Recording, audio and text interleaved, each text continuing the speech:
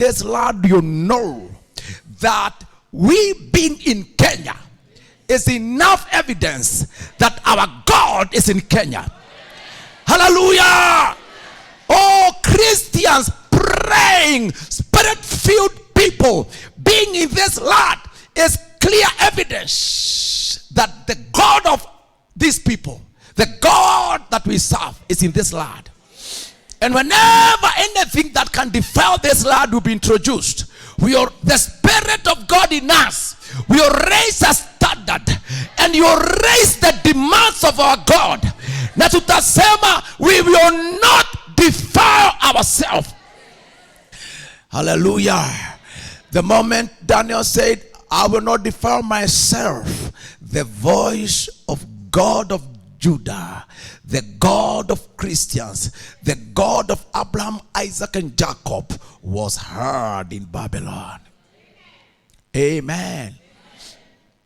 And Daniel said, please, if others, according to their faith, want to continue in that way, they can continue. But I and other believers have an option. We will not defile ourselves. And nakambiwa akasema, can you tell the assistant, the executive officer in the king's palace to pay 10 days, and he will compare us with others. And that's when there was distinction of the living God, distinction of the Jehovah God.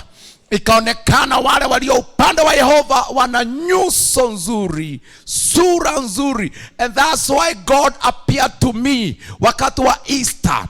Akaniambia he is going to reveal the riches in sacred places, na kutatokea utajiri katikati na kwa mikono ya wateule, that you cause us to rule this world in 2 levels of anointing. One level is anointed riches. Another level is anointed signs and wonders that no one will disapprove or discredit. We want to say this. There are 2 anointings that God will release. Anointed finances. Money that cannot cease. Money that cannot be affected by standards. Money that you reign. Na hebu niwaambie kwamba kama Yehova ishivyo, tutaanza kutenda ishara. Tutenda ishara. Our unity and our faith will be as enough sign. Pigieni Yesu makofi. Hallelujah. And in the name of Jesus, we raise an army of angels to take charge of the election resource process. In the name of Jesus Christ, we now command the blood of Christ to permeate and penetrate and to take charge and to introduce the God we serve, the righteousness of our God in the entire process. In Jesus' name, we paralyze the works of devil. We destroy the altars of Satan. We break the yokes of darkness. And in this land now, we declare in every valley, every state, in every town, and in every mind, in every family, in the land of Kenya, we declare the altar of the blood of Jesus Christ, the altar of the blood of Jesus Christ, the altar of the blood of Jesus Christ.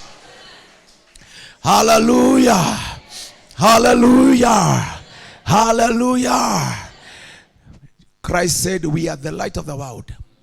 He did not refer to other people. He referred to his people. Can you imagine Jesus saying, we are the light of the world.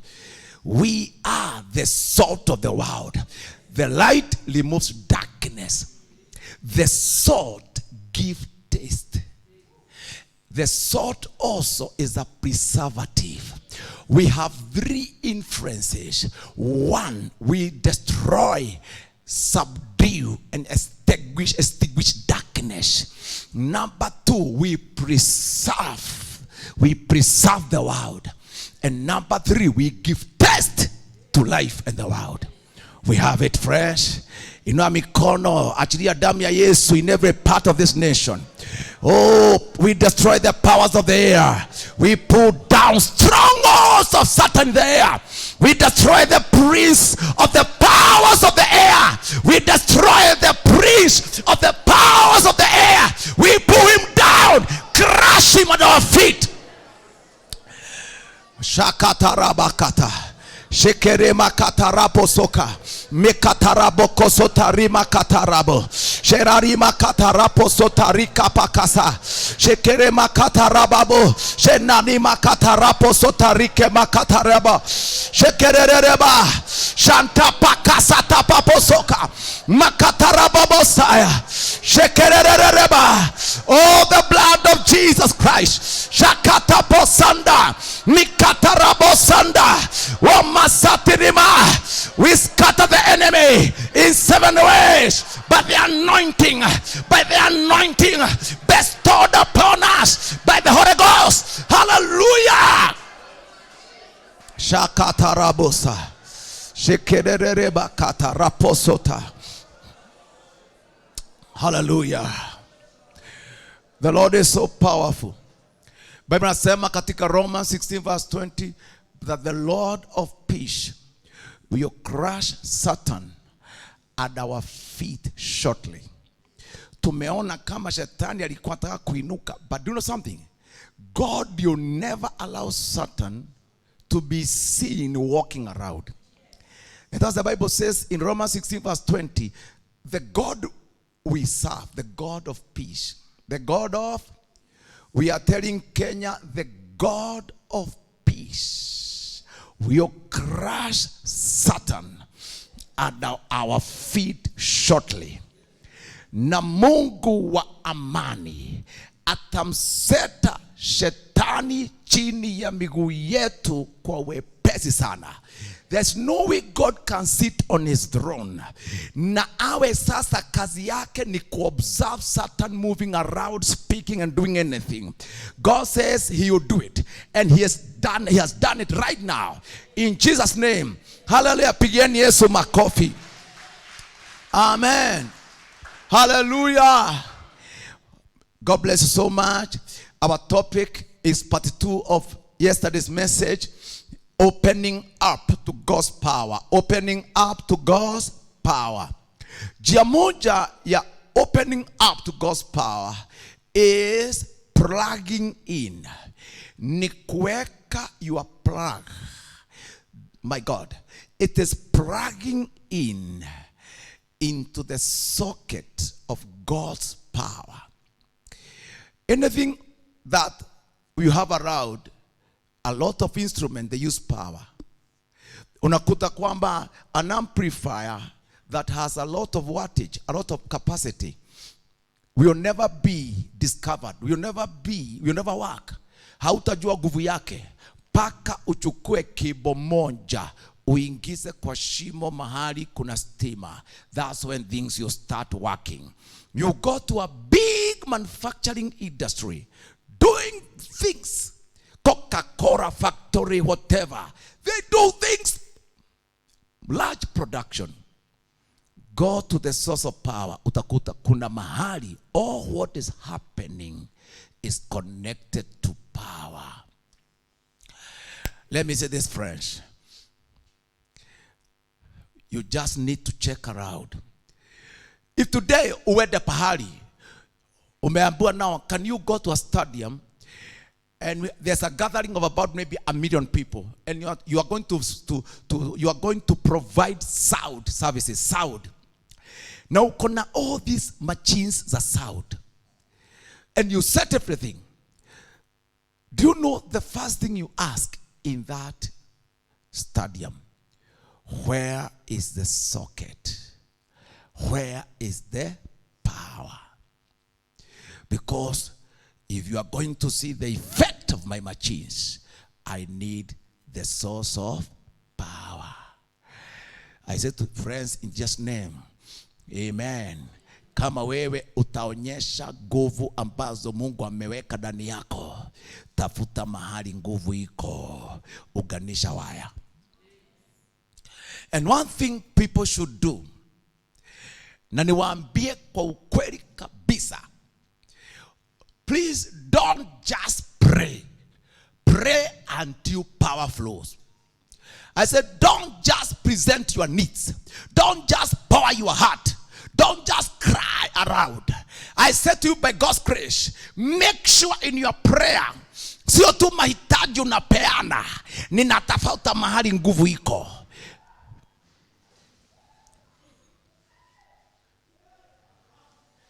What's that?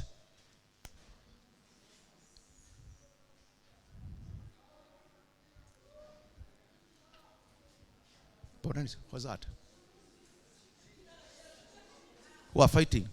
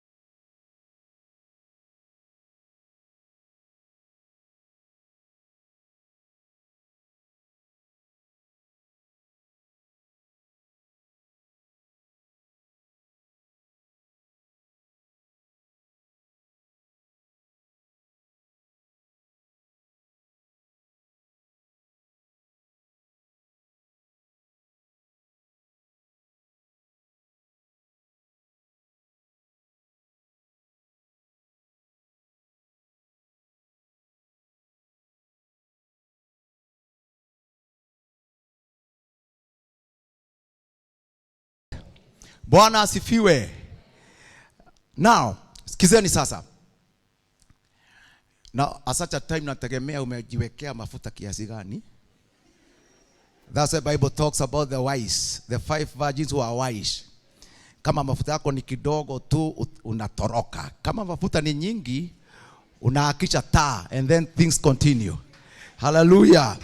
And that's why anytime you leave, you need reservoir of anointing. Reservoir of, because of what we call unknown.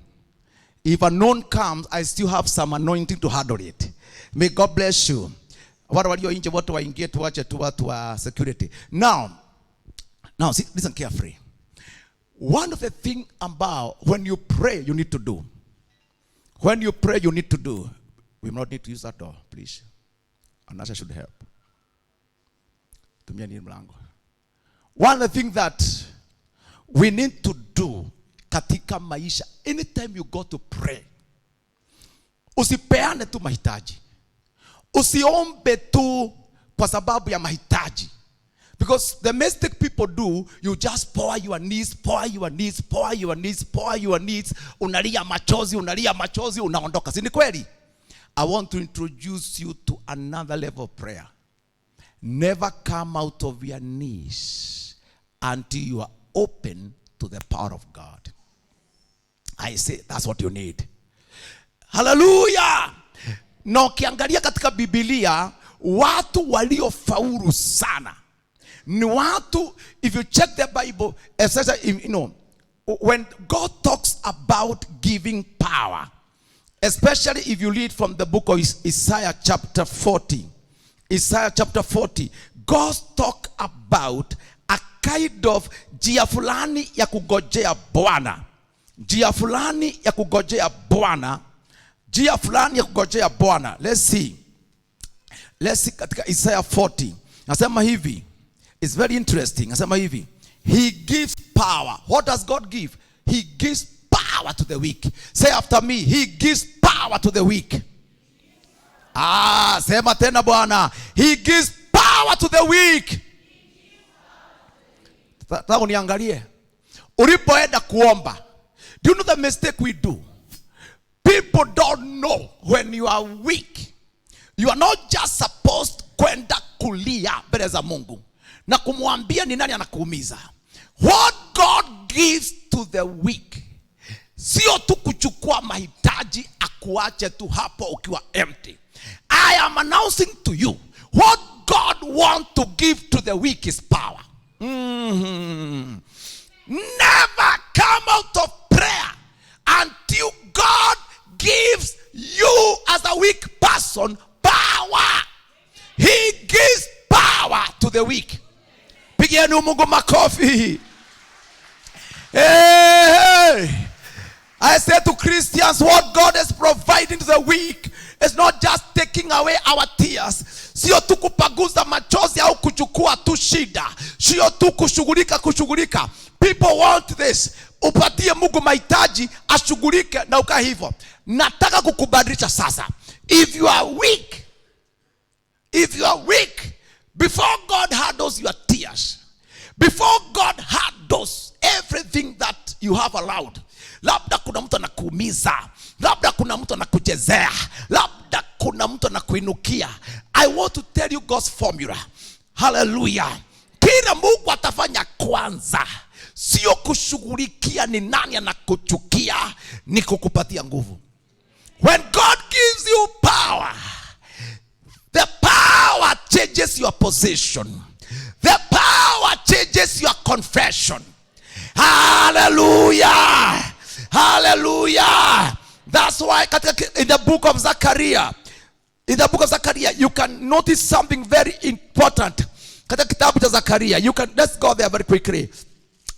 Zechariah, when God was speaking, wakati Zechariah was engaging Zerubbabel, alikuwa anajengea Mungu hekalu. Zerubbabel alikuwa anajengea Mungu hekalu. If you check your Bible, the Bible says this. Chapter 4. Now, Zerubbabel led a group of Jews back.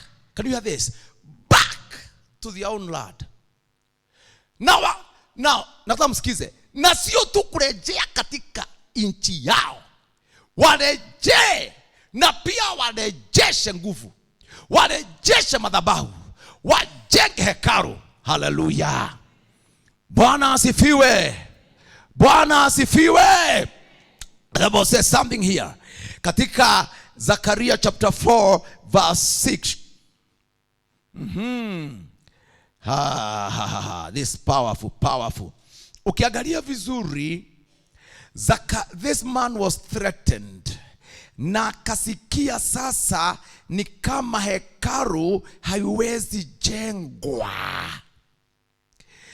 And the Bible says in Zechariah chapter 4 verse 5, then the angel who talked with me answered and said to me, do you not know what these are? And I said, no. Verse Zechariah in aya 6. So he answered and said to me, this is the word of the Lord to Zerubbabel, not by might, not by power, but by my spirit. When the Bible talks about not by might, not by power, but by my spirit, inaongea kuhusu level ya ujazo ambao unafika pahali ambapo the power of God is in operation. It's one thing mtu kujazwa Holy Ghost. It's another thing Holy Ghost kuanza mambo makubwa. I tell you, nataka kuona umejenga nyumba kubwa useme this is by the Holy Ghost. Nataka kuona umenunua gari ya masema this is a product of the Holy Ghost. Ni watu wangapi ambao they are millionaires, billionaires in the church, and they can only attribute that to the voice of the Holy Ghost. Kwamba mkiniona hivi ni Roho wa Mungu alinena. Mukiona hivi ni Roho wa Mungu alinena. Do you know what that means? It is this verse, not by power, not by might, but by my spirit. Anamaanisha hivi, ni wakati ambapo Roho Mtakatifu anaanza kazi kwa njia ambao nguvu yake inatembea na kusababisha mambo. Hallelujah. I want to say this fresh. Unapoomba, there's power that God will give you. Now, not just feeling of power, but power that you cause things. I say power that you cause things. That's why wakati Second Chronicles chapter 20, wakati Roho Mtakatifu alishuka, when the whole Judah walikuwa wamekusanyika praying and fasting, kwa maana kwa milango ya Jerusalem there were a coalition of 3 nations ambao zilipanga kuangamiza the tiny nation of Judah, but they were seriously praying. What was the solution? The Spirit of God came upon one brother. It was physical battle. Ni vita ya mikuki na buduki na nini. But when they prayed, who came? The Spirit of God came on one brother. Akasema, tell Jerusalem, tell Jehoshaphat and all Jerusalem, vita sio yao ni yangu. Can you imagine? Maadui wako kwa gate, wameinuka wakuue, na Roho Mtakatifu ameshuka nasema vita sio yako ni yake. Na akasema you don't need to struggle, do this. Kesho in a certain place simameni, na mukisimama muite kikundi kile kinaongoza sifa za vita, Kohathites. Katika Lawi there was a department of praise, warfare praise. Muite hao watu waimbe ule unasema kwamba fadhili zake Bwana ni daima, ni za milele. Waseme tu hivyo, and you see how Holy Ghost fights. Here it is. The power that God gives is power that you see working. Kama kuna mtoto alipotea anarejea. Kama kuna mtu anakuinukia anaangushwa. Kama huzai unafunguka. Kama kuna mtu amerukwa na akili anapona. That's why Zerubbabel, don't worry. When the Holy Ghost will take charge, hii hekalu itajengwa. And that's why you realize when the power comes, when the Holy Ghost takes over, my God, he changes your possession and your confession. The Bible nasema kwamba wakati sasa Roho wa Bwana alichukua ushukani, ukiangalia Zakaria chapter 4 verse 7, Bible, hallelujah. Now listen to this. Do you know when power comes, even before the mountain iondolewe, already wewe umeikosesa nguvu. That's why what did God change? God did not change the mountain. He changed Zerubbabel, his possession and his confession. Akasemaje Zakaria 4 verse 7, who are you? Oh my God, I want to introduce you to the language of anointing. When David alijazwa nguvu, aliposimama mbele ya Goliath, are you understanding this? Language ya mafuta ilikuwa nauliza, who is he? Ni nani yeye? How can he defy the armies of the living God? I pray that God anoint you until chochote kinakuinukia uliza swali, ni nani yeye? Ni nani hii? Ni nini hii? You know, David said, who is he? Uncircumcised Philistine. How can he defy the armies of the living God? David akaanza kuuliza, atapewa nini? Atakaya gamiza hii jitu. Do it, aondoe aibu. May God anoint you now. I say, God anoint you now. Hallelujah. God anoint you now. Hallelujah. My God, I said this, one of the things that you open you to power, ni uombe until usikie, and now moyo wangu, my soul, na kiti cha enzi na mahali nguvu ya Mungu inapitia, tumeshikana, and the power is flowing. Ikiniambia sasa usiogope, shetani ako chini ya miguu yako, usiogope, vita sio yako ni ya Mungu. Badala ya kulia unajipata ukisema vita sio yangu ni ya Mungu. Unajipata ukiongea kama Daudi, ni nani huyu Mfilisti? Ametoa wapi ruhusa? Utajipata ukiongea kama Zerubbabel. Zerubbabel asemaje? Who are you, O great mountain? Do you know, my brother, nini kimebadilika? Mlima uko tu, but Zerubbabel has changed. The challenge is still there, but this brother has changed. Maandui wako tu, lakini wateule wamejazwa nguvu. Wanaokudhihaki wako tu, but God has changed you. Mpaka ukiwaangalia unauliza, who are you? Amen. Do you know, katika upako vitu huisha. Katika mafuta ambayo tumemwagiwa, na kwa pia kuna things that disappear. There are things that disappear. There are things that disappear. Unajipata uko na deni kubwa, lakini when God raises power and is started in you, you just feel something different. Who are you? Ni nani wewe? Mlima huu uliosimama mbele ya Zerubbabel. Bible says you shall. Now, you know, wakati Biblia hapa inajibu, haisemi ni Mungu tu atashusha mlima, asema Zerubbabel will be empowered. It says he shall. Mwenye na inukia. You know what God is saying? Mwenye unachezea wewe mlima, nitampa nguvu, na mbele ya huyo unachezea utashushwa. If you check your Bible, verse 7 says, inasema vizuri hivi, inasema hivi, and he, Zerubbabel, you shall become plain, and he shall bring forth the capstone. Amen. Who are you? You are a great mountain, that is your name, but who are you before this anointing? Who are you before the power God has given me? Who are you before the revelation that I know about Jehovah? Who are you? Who are you? Who are you? Jesus Christ is Lord. Yesu Kristo ni Bwana. Semeni amen. Semeni amen. Kwa hivyo katika Kristo, I want to tell you, friends, in Jesus name, what you need is to know ni wapi unaomba. Wewe ni kama Elijah bwana kwenye mlima. Mara ya kwanza hakuna mvua, mara ya pili hakuna wingu, mara ya tatu hakuna you know, Elijah alikuwa nasikia ni kama bingu hatujashikana. Akabia Gehazi, please, akabia mtumishi wake, tisio Gehazi mtumishi wake, can you check? Kuna mvua, kuna wingu, hakuna. Mara ya sita hakuna, hapana.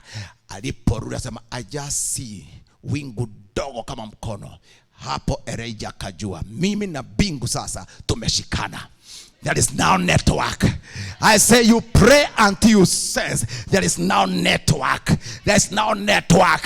Na kutoka hapa, your business has network. Your children will have network. Whatever you have, let me tell the truth. The moment you discover you and heaven kuna mahali mumepatana, the reality of Jehovah God imetokea, what will happen? Hallelujah. Everything, chochote ulicho nacho kitakuwa chini ya hiyo network. Pigeni huyu Yesu makofi. Bwana Yesu ainuliwe. Bwana Yesu ainuliwe. We are not joking around. We are going for the real experience. We are going for the real experience. To God be the glory. To God be the glory. To God be the glory. Hallelujah. Now, I'd like us to do something. I'd like to believe God. We are getting connected now. I say we are getting connected now. Today naenda kuita bingu, and the reality ya Mungu ianze kutokea kwa akili yako. The reality of his power itokee kwa nafsi yako. The reality of his healing itokee. Hear this. Here. Unaishi kana kwamba bingu na wewe hakuna mahali mnakutana. Ni kama kufungulia machine, unasema power haijafika. The short circuit. Unaishi maisha ambao you know kabisa Mungu unayemtumikia akona nguvu za ajabu, lakini ukifungulia ni kama redio, stima hakuna. Unaishi maisha ambao unajua the God you serve is so great, lakini ukifungua biashara power haijafika. Umepitia hali ambao mtu amekutusi kama vile Goliath alitusi Israel 40 days. Power is not yet. And yet Mungu alikuwa mkubwa sana. The only thing, you have great God, mighty Savior. Lakini ukifungulia mambo yako, nguvu haijafika. Today I want us to make a prayer that power start being seen. Hatuna muda mrefu. I don't know, I would have preached a lot. But I felt I wanted to declare something of our nation. And you know, that disturbance about Munisikia Pare is just a demonic reaction. I knew that. And right now, katika anga ya Kenya, kuna a lot of the things that, my God, hallelujah. Kuna mambo mengi sana inaharibika ya kishetani. Haitaonekana tena. Kuna wanasiasa wamezoea mambo fulani na yamekufa hayo mambo. Even when later watajaribu hizo binu, they'll never work. Just as God destroyed jeshi la Farao katika maji ya Red Sea. And Moses said, hao watu munaowaona hawataonekana tena milele. Kuna ushetani umekufa katika nchi ya Kenya. It will never recur again. Hallelujah. Jesus says so. Na msiogope, the Lord is in control. The blood of Christ covers our souls. Amen. No demon can with this. No, Kristo alisema hivi, don't msiogope, I have overcome. There are two things Christ aliashua watu wake. Don't fear, I have overcome the world. People don't know kwamba Jesus overcame the world. Number two, akasema don't fear, I have overcome the evil one. Kuna assurance bili Bwana amepea kanisa. Fear not, I have overcome the world. Number two, fear not, I have overcome the evil one. Na hata alipo, now do you know something, friends? Wakati Yesu alituma wanafunzi, if you check the Bible, hasa kitabu cha Luke chapter 10, Matthew chapter 10 and Luke chapter 10 zinafanana. You know, Matthew and Luke zinafanana. Ukiangalia Luke chapter 4 and Matthew chapter 4 zinafanana. Ukiangalia Matthew chapter 10 and Luke chapter 10 zinafanana. The only difference is kwamba chapter 10 Yesu alituma more disciples to preach. Walipoenda wakasema kwamba Jesus, when we preached, demons zilitutii tulipotumia jina lako. Are you hearing this, friends? Are you hearing this?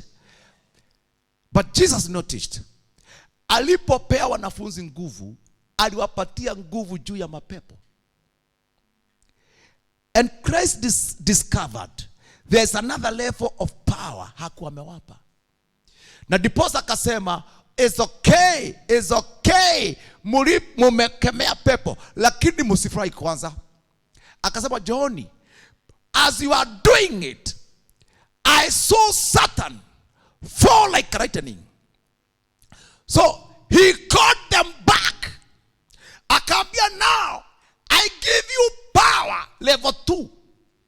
Akasema, this time you are becoming more tough. Akasema in Luke chapter 10 verse 19, I give you power to tread over serpents and scorpions. Those are witchcraft powers, satanic altars. Amen. Strategies and program of Antichrist. I give you power kukanyaga nyoka na nge. Hiyo akawaongezea. Bereni aliwapa two power over demons, but now there's another power. Kwamba ukihubiri, I remember one time Bonke alisema alihubiri pahali, and there was this woman alikuwa nyuma pale, and fire came from behind. Ikielekea Bonke. It was one of the strongest witch in America who was sent to kill him. But alipotuma nguvu zikalipuka kwa jia. And that woman kufika kwa bonke alianguka chini akaanza kutapika. Hiyo inaitwa powers over scorpions and serpents. Have you seen now? It also involve scorpions and serpents involve also curses. Umeona siku hizi shetani ana introduce magonjwa ambao is becoming complicated, but it kills you porepo. Serpents and scorpions. Those are two poisonous creatures that introduce poison in a system. It is a system of satanism ambao inaua, inaangamiza, inalaani watu.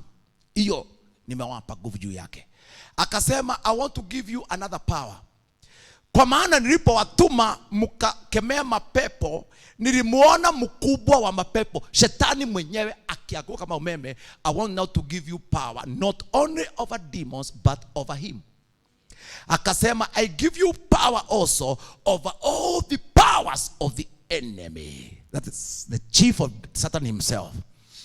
Akasema, hiyo haitoshi. Kwa maana nimeona akianguka na nimeona dunia ina mambo mengi. I want to give you safety and protection power. Yesu akasema, the same verse, and nothing will whatsoever hurt you. Protection power. Hallelujah. Atawepokea, receive power to trod over serpents and scorpions. I destroy witchcraft. I destroy satanic altars. I destroy powers of hell. I destroy every power of darkness. Magonjwa ya azima, magonjwa ya kansa ambao ni magonjwa ya kuua, unaitwa magonjwa ya ukoo. I destroy them now. Kama kuna mtu hapa ambao una ugonjwa ambao huwa ugonjwa ulikuwa kwa mama yako, ukawa kwa baba yako, umekuwa ukiua watu wenu, we want to destroy it. We want to destroy it now. I say we want to destroy it now.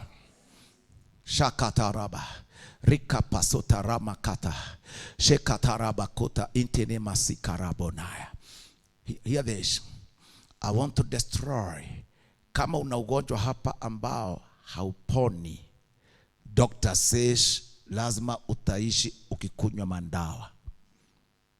Yaweza kuwa ni cancer, yaweza kuwa ni allergy, yaweza kuwa ni blood pressure, yaweza kuwa ni diabetes. Sijui ni gani mimi, sitaki kujua, but God you heal you. Nataka usome na miguu yako. Simama tu, usiogope. Simama tu. Yes, simama tu. Usiambie, I don't want to know which one. Lakini mara kwa mara there is an attack ya ugonjwa. Labda una ugonjwa ambao ndio liua mama yako, ndio liua aunti yako, na umeanza kuona waweza kuwa wewe si mgonjwa, but katika familia yenu kuna dominion ya ugonjwa ambao umekuwa watu wenu wakifuatana. Ulikuwa na your grandparent, na sasa wazazi wako anko wamekufa na arthritis, ikawaua. We want to cancel that program. Hata simama. I say simama kabisa. Shataraba saka tapa suta rima kata shetarima kata rapo soka. God is able. Usisimame kujaribu, simama ukijua roho wa Bwana ako tayari kukuponya katika jina la Yesu Kristo. Nataka mtokee mbele. Just come believing God for your healing. Believing God for the healing of your family. Simameni tu pande hii ya kulia, this side. Shakataba zikarama kashata sherarima kata. Oh my God, all these are miracles. Anza kushukuru Bwana kwa maana ndiye amekuita hapa mbele, na hawezi kukuita bure. Mwambie God, you have called me here to heal my family, to heal me now. I want to call another group. Uko katika mkutano huu leo, na kumekuwa kwa njia inayofuatana attacks, very sharp attacks. Satan falling on you, falling on your business, falling in your life kama umeme. Wewe ni mtu ambao unakaa na amani, but now there are some sharp attacks that often come. unakuta shetani hakuji kwako direct, anakuja tu one day, ameleta tu a very sharp attack kuja upande wa kushoto hapa. Kuna watu hapa ambao unajipata uko na amani, unajipata umeanza biashara, unajipata uko vizuri, but hata hujui shetani anaingilia wapi, anakuagui kama umeme. Unajipata kwamba things are scattered. Sema upande, come this side, this side, this side, this side, upande wa kushoto. Mashata mikata posota rika bakasota rikena makasata rabozaya.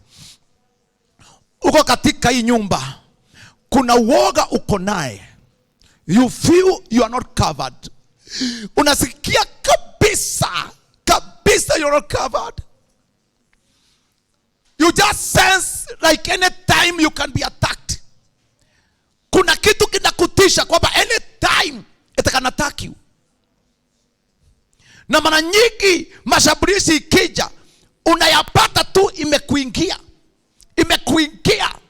And you are telling God, from today, kama vile uliambia watu wako, nothing will whatsoever hurt you. Now cover me, Lord. Cover me, Lord. Shakataraba sherarima kata. Nataka uinue mikono yako sasa, ushukuru Bwana for God is releasing these miracles. Goposita naba. God is bakatarabosika. Yes, just tell God thank you. Receive your healing now. I said receive your miracle. Hiyo magonjwa ambayo imekuwa ikiwa watu kwenu, I cancel them by the blood of Jesus Christ. Hiyo ugonjwa uko nao ambao uliambiwa utakaa nao kila wakati kunywa madawa, now the anointing in this altar inaangamiza huo ugonjwa, inauteketeza. Boba satapoka teposota rima rema kasata rabobo sanda. God destroy that sickness. God destroy it. God destroy it now. My God destroy that sickness. I cast death. I cast death. No more death. No more. No more cancer. Be healed now. I said be healed. My sister, be healed. Be healed. Be healed now. Kutoka leo, be healed. Lisema satabaka. Sherere makata. Shekerere makatorobosa. Oba kabisa. Takabose darima kasata. Sherere makatorore babo. Jesus heals you. The Lord heals you now. The Lord heals you now. No more tears. No more tears. Umeteseka kutosa. You are healed, my sister. You are healed. You are healed. You are healed. You are healed from today. I say you are healed. You are healed. Oh masarababo saka. Mtumishi wa Mungu umepona sasa. Pona kabisa. Pona, pona. Takasika. Pokea uzima. Pokea kibali cha kuishi. Nguvu ya Bwana kushukie. Be healed now. Be healed now. Possess this anointing. Possess this anointing. Rima shekerema. My God, show your grace on her. Oh my God, speak in tongues. Umejazwa leo. Leo umejazwa.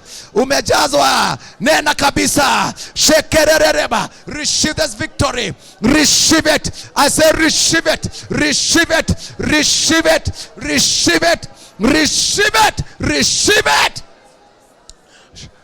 God is changing your possession. Mafuta aliyomwagia Zerubbabel, the anointing God gave David that reduced Goliath to nothing. Akajipata nauliza Goliath, wewe ni nani? Who are you? God is raising you now. Mungu anakuinua. Mambo iliyokutisha haitakuwa na nguvu yako. My God, my God. Mumbaka tarambosa shendarariba. You are healed now. You are healed now. You are healed. You are healed. You are healed.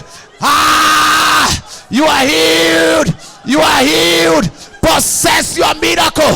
Possess your miracle. Possess your miracle. Possess it. Possess the miracle for your family. Possess it in